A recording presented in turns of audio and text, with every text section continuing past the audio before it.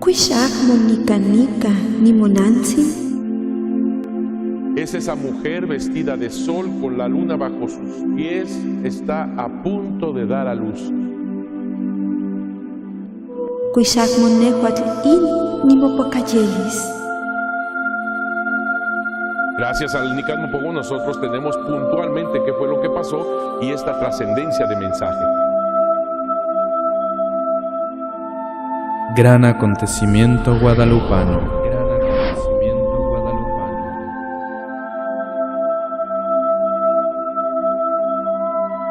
Hermanas, hermanos, qué bueno que están en su programa El Gran Acontecimiento Guadalupano.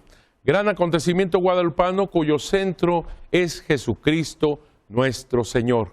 La Virgen de Guadalupe nos lleva de la mano aquel que es el camino, la verdad y la vida. Y qué bueno que estamos viendo toda esta fascinante historia con documentos. Claro, esto no significa que ahí terminó el estudio, al contrario, estamos caminando más y más en el estudio preciso de Santa María de Guadalupe, con todos esa gama de documentación histórica, esas fuentes históricas, en su perfecta combinación, en la conversión de las fuentes, en este conjugar, como si fuera un relojito, todas las fuentes históricas para ver la verdad de un hecho histórico, pero trascendente. Un hecho histórico, pero trascendental. Más allá de tiempos, más allá de espacios, la Virgen de Guadalupe va poniendo a Jesucristo nuestro Señor en el corazón de todo ser humano. Hoy tenemos uno de los temas también fascinantes con respecto a la documentación. Esa documentación que dicen algunos que no existe para ellos, pero ahí están. Estos documentos que nos hablan de Santa María de Guadalupe, de la aparición, por supuesto, de cómo estuvo todo eso que vivió Juan Diego y algunos otros más que tuvieron el honor, la gracia, la alegría de ser partícipes de una manera tan directa del evento guadalupano.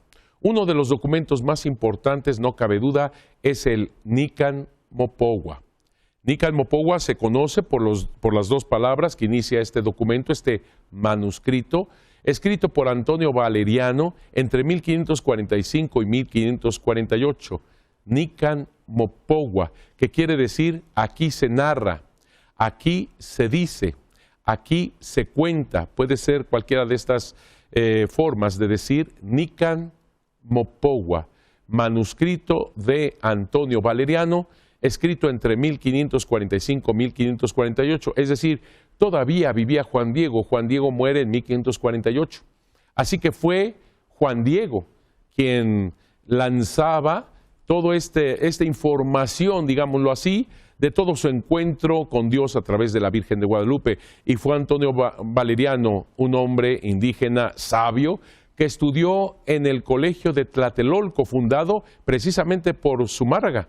Fray Juan de Zumárraga en 1556 en Tlatelolco funda este colegio de la Santa Cruz de Tlatelolco y es ahí donde se forma Antonio Valeriano, junto con otros indígenas nobles, pero este resultó un indígena noble sabio, muy sabio. Él sabía latín, sabía español, obviamente su cultura náhuatl, así que él pudo hacer este documento perfectamente con caracteres latinos, pero con sonido náhuatl. Hay un punto que yo ya lo he dicho, lo he expresado, pero me parece tan importante. ¿Saben por qué? Porque nosotros nos fuimos con esa equivocación. Nosotros nos fuimos con eso. Desde que comenzó todo este proceso para la canonización de San Juan Diego en 1981-83, nosotros nos fuimos, como dicen los jóvenes, con la finta en este sentido. Pensamos que el Nican Mopogua es la fuente primaria del evento guadalupano. Es decir, que todo lo que conocemos del gran acontecimiento guadalupano lo sabríamos precisamente de este documento de Antonio Valeriano, manuscrito de 1545 a 1548. Y no es así, no es así. El Nican Mopogua no es la fuente primaria. Es una fuente muy importante, por supuesto que sí, pero no es la fuente primaria, sino que la fuente primaria está dividida en tres aspectos muy importantes. El primer aspecto es la tradición oral.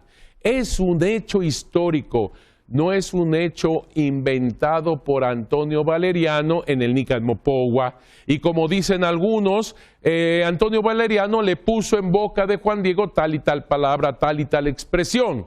No, es al revés. Es un hecho histórico que es trascendente. Es un hecho histórico. Otra cosa muy importante, algún profesor por ahí señaló esto.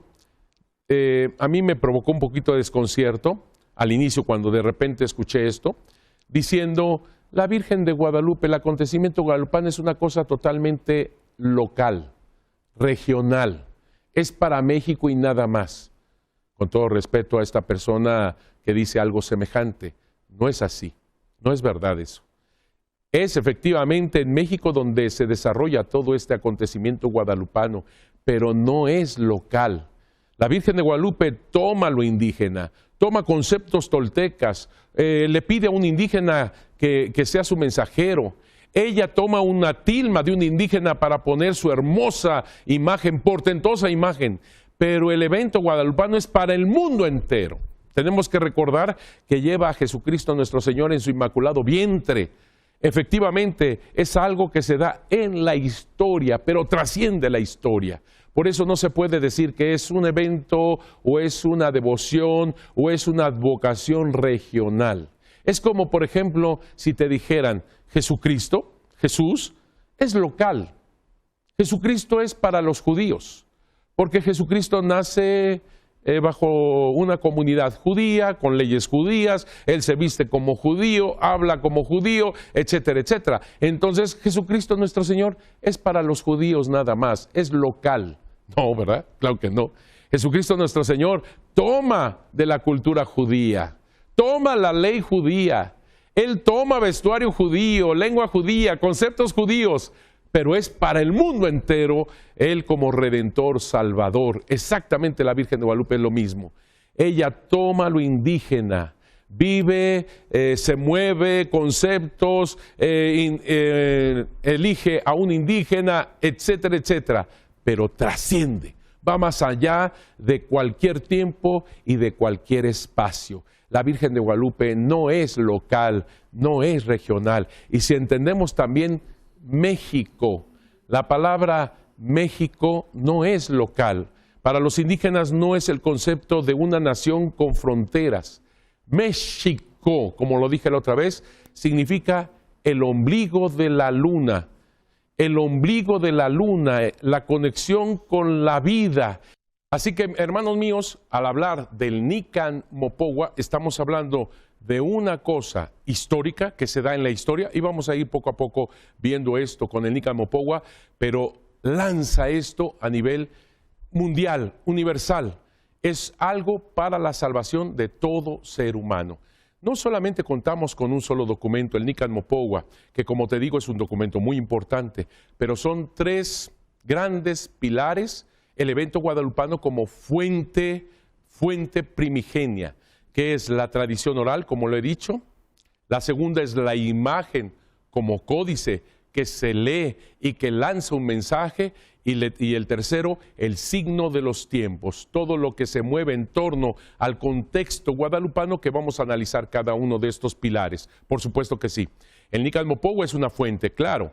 Gracias al Nican Mopogua nosotros tenemos puntualmente qué fue lo que pasó y esta trascendencia de mensaje. Pero como te digo, no es el único documento, estás viendo en tu pantalla tantos otros documentos que son elaborados en el siglo XVI. Y es muy importante esto porque ya ves, una de las críticas es que no hay ningún documento y que se vuelve un siglo de silencio guadalupano. Y tú te das cuenta que no es así. Son tantos y tantos documentos que se van descubriendo en todo esto. Una de las cosas más interesantes es precisamente una humilde ermita. Y ahí está precisamente los cimientos de esta humilde ermita. Muy pequeña, muy pobre, y los cimientos hechos muy de carrera, porque en 15 días, tan solo en 14, 15 días, fue construida la ermita, el templo, la casita sagrada que tanto deseaba Santa María de Guadalupe. Ahí está precisamente los cimientos de esta ermita.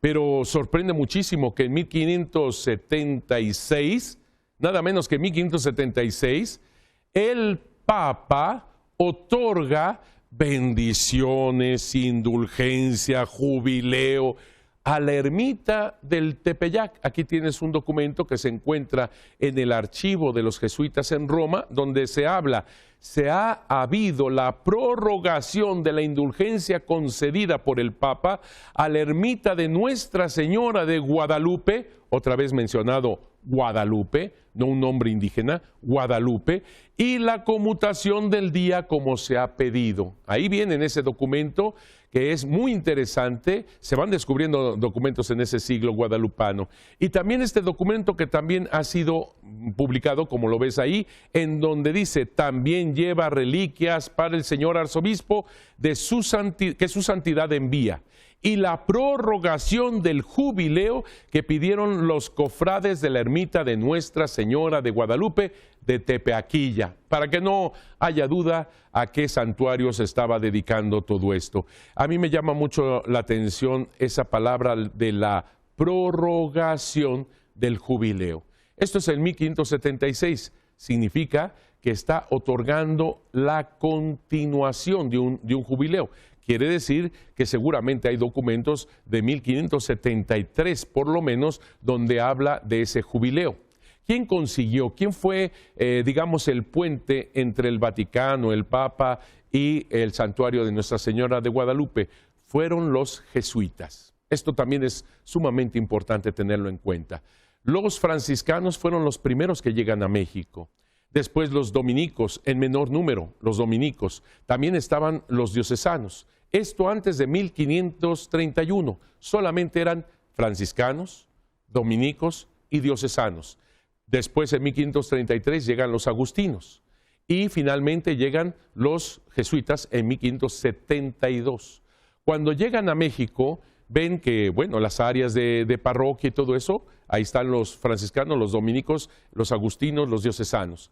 Pero ellos también tenían la cuestión de la educación y de las misiones. Así que descubren el santuario de Nuestra Señora de Guadalupe como un gran lugar para sus novicios, para que vayan a ayudar a la gente humilde, pobre, a los enfermos, porque en ese momento ya se contaba con un área para los enfermos. Ahí se dedicaron los jesuitas. Quiero decirte que los jesuitas fueron los grandes promotores de la devoción guadalupana. Los grandes promotores. Así que no es extraño que los jesuitas hayan hecho esta labor de puente entre el Vaticano, la Santa Sede, el Papa y la ermita de Tepeyac, de Tepeaquilla, como se llamaba en aquel momento. Así que tienen este documento en el cual hacen esta prorrogación del jubileo. También extraña muchísimo de cómo es posible que son tantos documentos importantísimos que la Santa Sede otorga a la ermita pobre, humilde del Tepeyac, cuando todo eso ni siquiera lo tenía la Catedral de México. ¿Sí? ¿Me estás oyendo bien? No tenía todos esos privilegios, bendiciones, jubileos, todo eso, no lo tenía la catedral. Fue el tercer arzobispo de México, Pedro Moya de Contreras, quien le dijo gracias al Papa, gracias por todos estos jubileos, indulgencias, bendiciones a la ermita del Tepeyac. Pero le suplico, su santidad, que todo eso que está otorgando a la ermita del Tepeyac, también lo otorgue a la Catedral de México. Realmente es algo sorprendente de que el arzobispo pida lo que ya se había concedido a la humilde ermita del Tepeyac. La Virgen de Guadalupe es una iconografía de Inmaculada Concepción, lo hemos dicho. Es esa mujer vestida de sol con la luna bajo sus pies, está a punto de dar a luz. Es una iconografía de Inmaculada Concepción, pero al mismo tiempo tiene algo grandioso en cuanto a la inculturación. No está pisando una serpiente, porque la serpiente, te lo dije, entre los indígenas, entre la cultura indígena, no es algo malo, es algo bueno, es la vida. Es el líquido precioso que se ofrecía a los dioses. En la concepción indígena, la serpiente es algo que da más bien fecundidad, es la vida. Por eso la Virgen de Guadalupe, en esa delicada inculturación, perfecta inculturación, no está pisando una serpiente, porque obviamente sería herir el corazón religioso indígena. Pero ciertamente es una Inmaculada Concepción. Por eso los españoles la llamaban la Purísima Guadalupe, la Limpia Guadalupe, la Inmaculada Concepción Guadalupe, porque la identifican más por esta figura de iconografía de Inmaculada Concepción. Mientras que la guadalupana de Extremadura más se parece simplemente a la Madre de Dios. Trae a Jesús en sus brazos, está cargando a Jesús y más es esta iconografía de la Madre de Jesús. Y podemos revisar toda la iconografía, tanto de aquellos años europea, la que viene de Filipinas también, y toda la iconografía, y veremos cómo se parece muchísimo la Virgen de Guadalupe con la iconografía de la Inmaculada Concepción. Esto también es muy importante, porque en los archivos vamos a encontrar Inmaculada Concepción, la Virgen de Guadalupe. Fray Juan de Zumárraga, por ejemplo, pretendía llamarle a la Catedral de México como Inmaculada Concepción, dedicada a la Inmaculada Concepción, seguramente por la gran advocación, el cariño que él tenía a la Inmaculada Concepción, tanto que su hábito, que generalmente los franciscanos lo usan color café, color oscuro café, en Fray Juan de Zumárraga y muchos de sus hermanos franciscanos, más bien el hábito es color azul pardoso, precisamente en honor a la Inmaculada Concepción.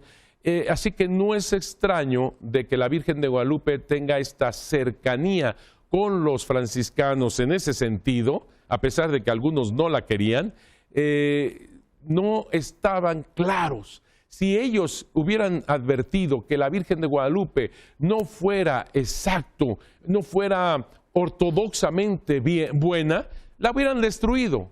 Así que estas son las cosas que los hacen dudar. Es una Inmaculada Concepción, como ellos eran muy devotos a la Inmaculada Concepción y al mismo tiempo con el nombre de Guadalupe, que era muy conocido para ellos, aunque intentaron, como lo vimos, intentaron quitarle el nombre. Hay documentos como este, Fernando de Alba Iztlizóchitl, que nos habla de ella como la Purísima. Fíjate lo que dice: estando ya en su casa, la purísima y celestial Señora de Guadalupe, son incontables los milagros que ha hecho para beneficiar a estos naturales, los indígenas, y a los españoles, y en suma a todas las gentes que la han invocado y seguido, a Juan Diego por haberse entregado enteramente a su ama. Así lo dice, a ella. También tenemos, por ejemplo, esta publicación, déjame ver de quién es, Mateo de la Cruz, en donde habla la Purísima Concepción y oyó unas dulces y suaves músicas de sonoras aves. Está hablando del encuentro de Juan Diego con la Virgen de Guadalupe y que se oían estos cantos de pájaros hermosos. También en el testimonio del licenciado Santiago Zurricalday, promotor fiscal del arzobispado, habla de ella diciendo: la milagrosa aparición de la Purísima Virgen Nuestra Señora de Guadalupe. Así que tenemos tantos y tantos documentos en donde nos hablan de ella como Purísima Concepción. También el libro de Luis Lasso de la Vega, que ya en su momento te enseñé la portada, escrito en 1649, habla de ella: Nuestra Purísima Reina Santa María de Guadalupe del Tepeyacac. Y luego también tenemos dentro de esta publicación, cuando dice Luis Lasso de la Vega: Inmaculada Señora del Cielo, Santa María de Guadalupe. También en el sermón de Fran Juan Antonio Lobato, cuando dice: el Fénix de las Indias, único por inmaculado floreciendo en una tilma de palma, María en su concepción, purísima aparecida en Guadalupe. También en 1738 tenemos a Miguel Picasso, que habla de ella diciendo: Purísima Concepción, sermón panegírico, que en la anual fiesta de la Concepción de María Santísima Nuestra Señora, con el título de Guadalupe. Tenemos también a Cayetano de Cabrera y Quintera en el escudo de armas, en donde la llama varias veces Virgen María en su concepción, etcétera, etcétera. También tenemos relación con una aparición también en Argentina, Nuestra Señora de Luján, como tú sabes, en donde también en la relación que se hace de esta advocación de Luján en Argentina, se habla precisamente de Inmaculada Concepción a la Virgen de Guadalupe. En 1775-79 escribe Mariano Fernández de Echeverría y Beitia su libro Baluartes de México, en donde habla de la Virgen de Guadalupe, diciendo a la Madre de Dios y Virgen purísima en su portentosa imagen de Guadalupe. Caray, son tantos y tantos documentos que te he mostrado en donde hablan de Santa María como Inmaculada Concepción. Es importante esto porque cuando nosotros fuimos a ver los archivos de todo el mundo para dar con los documentos de la Virgen de Guadalupe, jamás se nos ocurrió estar buscando los documentos bajo las palabras Purísima Concepción, Limpia Concepción, Inmaculada Concepción Guadalupe, jamás. Así que nuestros hermanos que se dedican al estudio en los archivos deben de meterse también bajo estas palabras de Inmaculada Concepción si buscan documentos de la Virgen Santísima de Guadalupe, porque así la nombraban los españoles. Y también tenemos las informaciones jurídicas de 1666.